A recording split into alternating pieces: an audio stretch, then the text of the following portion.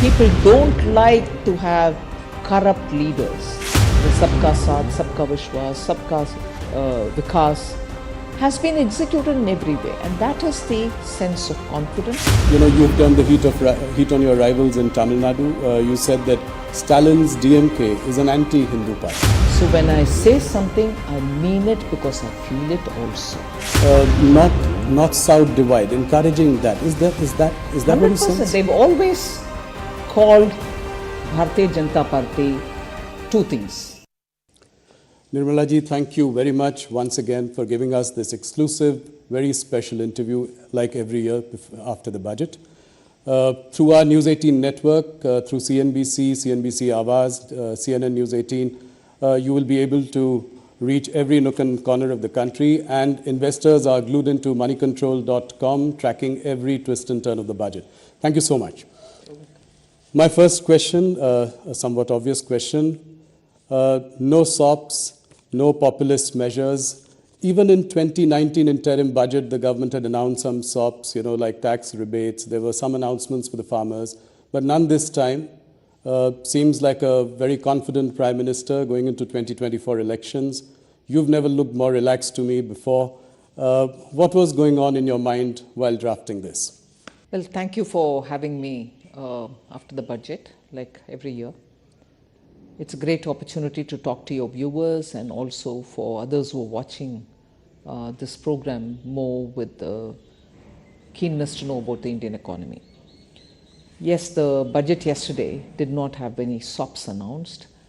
We treated it like a true vote on account, an interim budget before an election, and also an interim budget which is being presented with the clear understanding that the several programs which were launched with empowerment of citizens in mind over the last 10 years are reaching the ground, and the beneficiaries are already on their own speaking about it. The power of word of mouth is very strong. So when a beneficiary gets truly the benefit, and without any middlemen playing a role in it, they really understand that the intent of the government is what they've said is what is getting executed. So I place a lot of trust in the word of mouth, which has helped in schemes like Ujjwala, PM Awaaz Yojana, PM Mudra Yojana, Swanidhi Yojana, all of which have benefited the small households, small people who want to do their business and who don't have money to give for collateral, no properties to give. So this government has actually, because of the vision with which Prime Minister is committed to serve this country, is actually serving the common people in letter and spirit. And that is recognized by the people themselves. It's not as if you're saying and you're showing target numbers, you're showing achievement numbers. No. The people in the ground are saying about it. I've got it. And so is my neighbor. So is the neighbor of that household and so on. So, and that is why I have used an expression, and I mean it when I've said it, that this is secularism in action. This is where we have not shown any difference between members belonging to this community or that community, this religion or that religion, or somebody's relative and not relative. No difference. The project reaches the ground for everybody who deserves to get it. And if they are eligible, they get it, irrespective of who they are. And therefore, in every way, the principle of empowerment, the Sabka Saath, Sabka Vishwas, Sabka Vikas, has been executed in every way. And that is the sense of confidence that the blessings of the people are not just at the time when we gave promises, but the blessings are even now coming in abundantly to say, yes, you've kept up your word. It is what the Prime Minister has also been talking about, the four castes, as he calls it. That's right. You know, the poor, women, farmers, youth. So I think that is the cornerstone of this budget, of this speech. Nirmala ji, you've steered the economy in difficult times. You know, if I look at your last 5 years, there's been the pandemic. Right now, 2 wars are going on. even then we are projected to grow at 7.3%. Now, if I were to look at the nominal GDP, which has grown only 10.5%, consider an inflation of 4.5%, do you think that 7% itself would be challenging? I mean, do you think it is realistic for us to grow on those lines? The chief economic advisor has also commented in his preface. He's elaborated on how 7% is not difficult to achieve. Globally also, the various organizations which look at economies of all countries, like IMF for instance, has also enhanced their own assessment. So, upgrading our growth estimates is not just singularly our business. People are saying that fundamentally a lot of activities are happening. The robustness of the economy has not slackened anywhere. It has maintained its, the buoyancy with which things are happening, not just revenue collection when I'm talking of buoyancy. So there is reason to believe, yes, it is possible. And the deflator, not just the inflation, but the deflator itself is constantly, meaning we are looking at controlling inflation, the other factors fall in place, so the deflator itself then plays a role, and therefore we are confident that on the one hand we'll be able to manage inflation, and on the other to keep the robustness in growth so that it is sustained growth.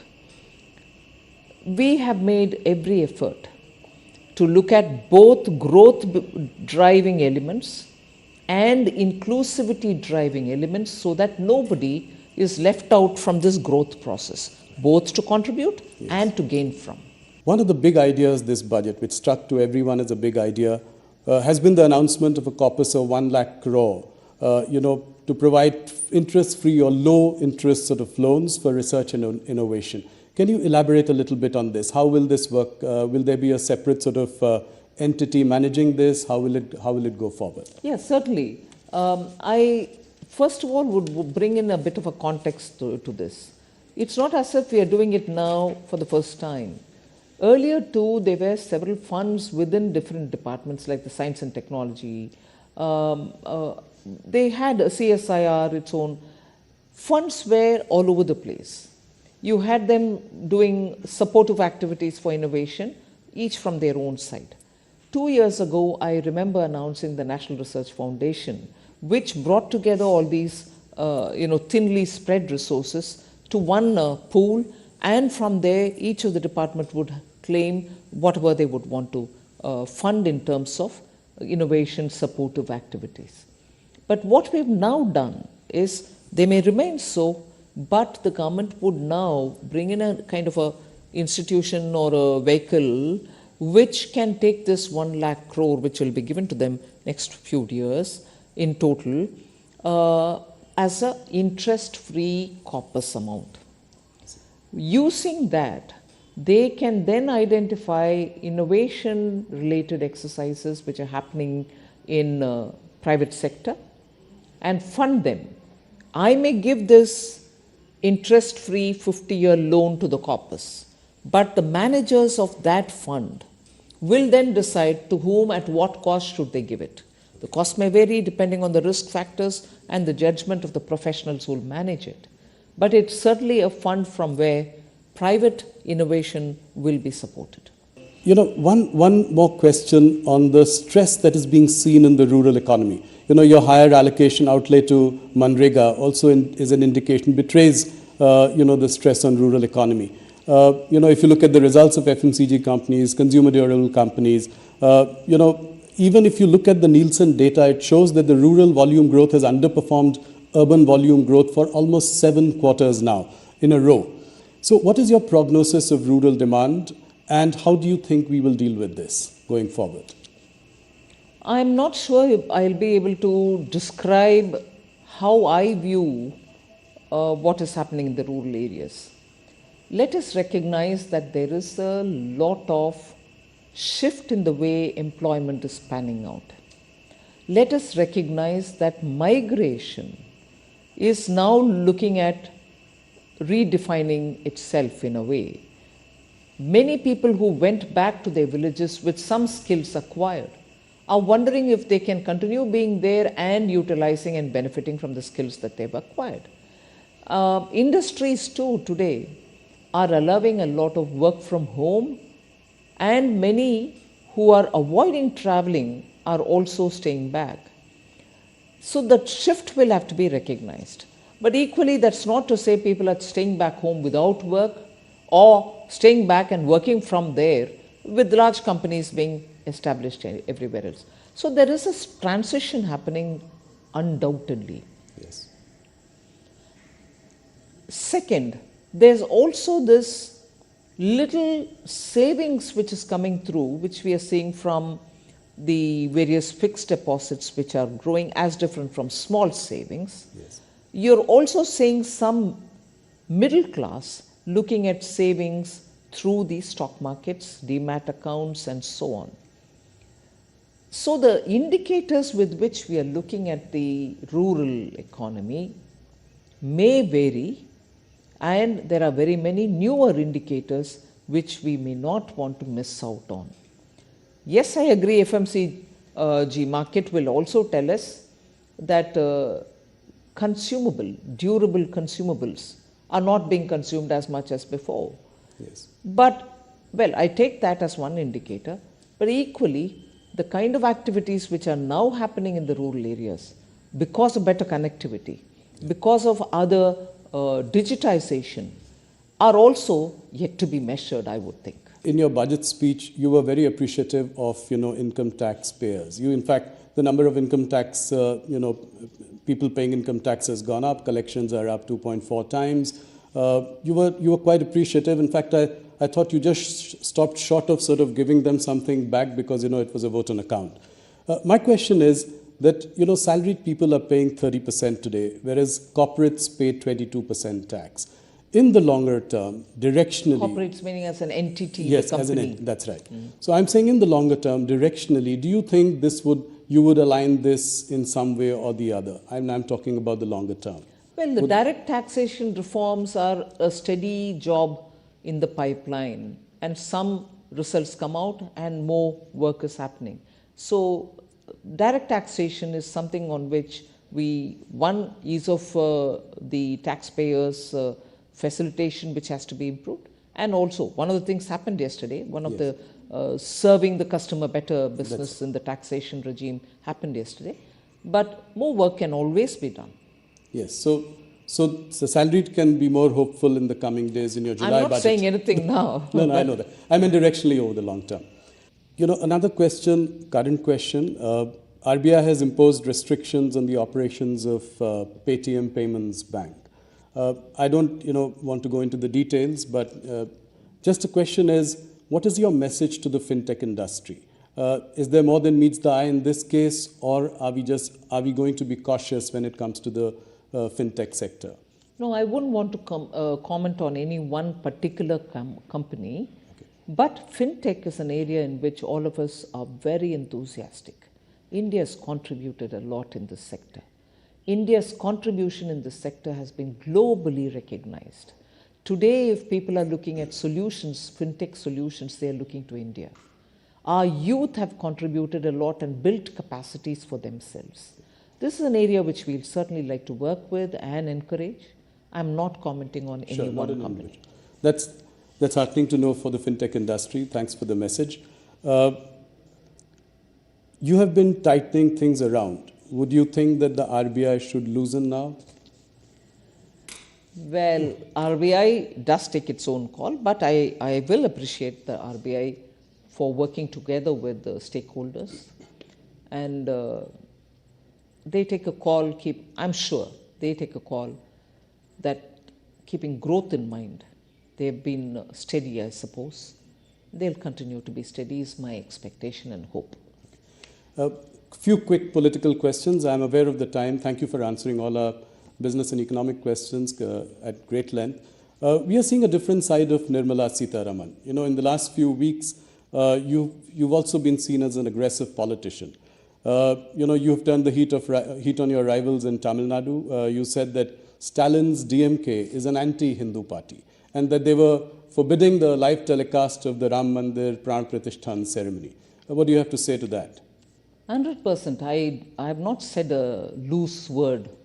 I did mean what I say, and I do truly believe that repeatedly the attack on Hindus in Tamil Nadu in layers which are seen and in layers which are not seen have been felt for a long time.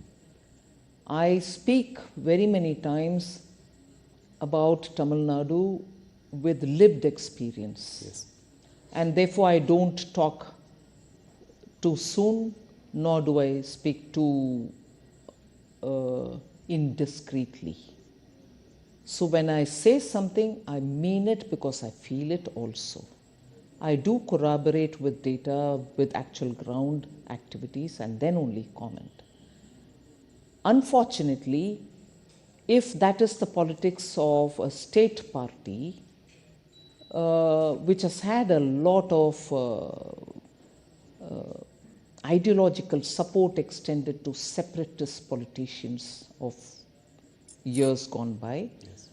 Whether they support it even today, I do not know, but there are periodic voices which come out which are very separatist in tone and tenor. My grief is a national party like the Congress party has been decimated in Tamil Nadu, and today, till today, they are not a position to win an election, even a couple of seats on their own, without being in alliance with one of these parties. BJP is, of course, a beginner there. It's been there since the Jansangh days, and it's gaining strength. We'll continue to work with the people. But the grief that I want to express is a national party like Congress party also joins that anti-Hindu voice, does not condemn the anti-Hindu voice of the party DMK, and even worse, goes in support of such voices which come from DMK. And today, not just in Tamil Nadu, a Congress party member in the Lok Sabha today, meaning he's a sitting Lok Sabha member, and a brother of a deputy chief minister in Karnataka, also speaks in separatist voice. So anti-Hindu is one, anti-Hindu activity is another, which also is happening in Karnataka incidentally. Congress party in Tamil Nadu supports these kind of anti-Hindu or anti-separatist voices, and today that is a spirit with which Congress also is aligning, which is what I find utterly shocking. Is there an attempt to paint the Bharatiya Janata Party as a North Indian party? And this North-South divide, encouraging that. Is that what you 100%. sense? They've always called Bharatiya Janata Party two things. It is a Brahmin Baniya party. Yes. It's a Hindi party. Today, the kind of support BJP receives in South India disproves all this. And I don't want to name individuals and say, oh, he or she belongs to this caste, we've promoted this caste, and therefore, more than BJP, I can challenge today, is there any one party in India which has worked for the betterment of tribals in India, which has worked for the betterment of the Dalit scheduled castes in India, which has recalled some of the best iconic leaders coming from those communities but attaining national stature, whether it is Dr. B.R. Ambedkar, whether it is Guruji and considered like God himself, Birsa Munda, whether it is the sons of the Shabzade, Sikh gurus, who gave their lives in their teenage for the sake of our country. So in any one of these, I want to ask, is there any one party in this country which has as much served as the BJP? So what is Hindi party? When Prime Minister of India is talking about all languages, he quotes Thiruvalluvar. Yes. He quotes from Purananuru. every given opportunity. He takes the languages even to the UN. So, Tamil Nadu's politics, speaking of these kind of things, has happily kept the Hindi-speaking parts of the country, even if they are in alliance with them, away from the separatist rhetoric. So you think, oh, we are in alliance with that party, they cannot do any wrong. Yes. But they've been speaking all these separatists earlier. They're speaking anti-Hindu earlier, only because of the language gap. Just as they didn't want to learn Hindi, many of the North Indians didn't want to learn Tamil. So there's never been an understanding, a comprehensive, complete understanding of what's developed in Tamil Nadu. So are you hopeful that the BJP will do better this time in South India? I mean, how many seats do you see them getting out of 131 seats? It's difficult to talk about number of seats, but I'm sure but the efforts which are being made by Tamil Nadu BJP unit. So you're likely to open your account in these states like Tamil Nadu, Andhra We'll Pradesh? certainly work for the people and hope to have their Kerala. blessings. Of course. Tamil Nadu, you have No, whether it's Kerala, whether it's Tamil Nadu, lots of work is happening and people are responding as well. Are you likely to contest the elections? I don't think. No. It's my party's decision. Okay. One last question on 2024. What is your assessment? How many seats do you think that the BJP is likely I'm not to sure I'll again speculate on the number of seats. Better than last time? Much better than last time? I think people will see the truth and commitment and dedication with which the Honorable Prime Minister has been working. They are blessing him. They are seeing his earnestness. They are seeing how non-stop he puts the people of India and the nation first among everything else. So I'm confident. The opposition has constantly been crying themselves hoarse about the use of intelligence agencies. So whether it is Kejriwal or Mamata Banerjee's leaders in West Bengal or Hemant Soren more recently, they complain that there is harassment by central investigative agencies. And if the leaders jump onto the other side and join the BJP, then they are let go scot-free. What do you have to say? My last question. First of all, many of the cases in which the CBI or the Enforcement Directorate or the income tax pursue cases cannot come to the level of asking for custodial or asking for interrogation or arrest can happen overnight. You will be surprised in many of these cases. The cases were originally filed during UPA times. Many of these cases belong to that era. You know the Indian system, the level and the time consumed for each stage to mature. And to reach a stage where summons are being served, it consumes a lot of time. Many of these are from that era case. So it's not as if we've done it. One, second, a survey or a search happens. Tell me if they've come empty-handed. Roomfuls of cash. Equally, when we are talking about common man adopting to technology, doing digital payment, you have people sitting with tons of currency notes in their homes. Nowadays, everything is videographed. I can't sit here and say, I found so much cash in your house without a proof. The video shows in the bathroom, in the bedroom, in lockers, tons of cash being kept. What explains that? So it's very well to use that as a whip to hit at the ruling party to say you're using the Enforcement Directorate or CBI. These are professional agencies. They take huge time to make their cases compact and ready because everything is now monitored by the court once the charge sheet is filed. Yes. And you have to submit the documents to the court. You can't just go there and say, I found this, I found that. Records prove it. So, era is changing. People don't like to have corrupt leaders. So when the Enforcement Directorate go and knock at the doors and come out with such pictures, common people are seeing it. You may cry hoarse, as you said, saying it is being politically used. I'm sorry. It is something which was case from your era. You filed a case against your own ally. There are partners in crime, and then there are partners and enemies also. Yes. Nirmala ji, thank you so much for answering all our questions. You answer economic questions and political questions with equal felicity and passion. It's always such a pleasure to speak to you. Thank you so much. Thank you very much, Rahul.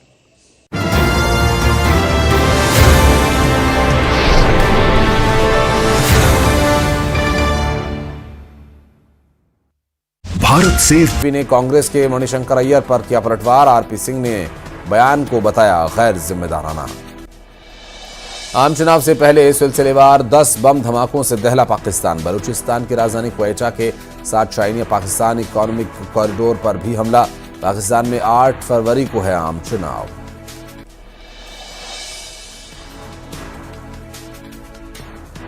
Bharat और France के मजबूत होते रिश्तों में बड़ी छलांग। गणतंत्र दिवस समारोह के दौरान पेरिस में लॉन्च किया गया भारत का यूपीआई। पीएम मोदी और इमैनुअल मैक्रों की मुलाकात के बाद आईफिल टावर के पास हुआ यूपीआई का लॉन्चिंग समारोह। भोपाल में आज से सीएम और मंत्रियों की पाठशाला। 2 दिन की पाठशाला में प्रशासनिक कामकाज और व्यवहार के सिखाए जाएंगे गुर। कांग्रेस सरकार की राजीव युवा मितान क्लब योजना बंद। खेलकूद और युवा कल्याण मंत्री बोले यूथ को नहीं हो रहा है फायदा। पूर्व मंत्री शिव डहरिया का पलटवार। बड़वानी में नगर पालिका कर्मचारी हड़ताल पर हैं। कर्मचारियों ने नगर पालिका में किया सुंदरकांड। हड़ताल से साफ सफाई व्यवस्था हुई प्रभावित। 3 महीनों से नहीं मिला है वेतन।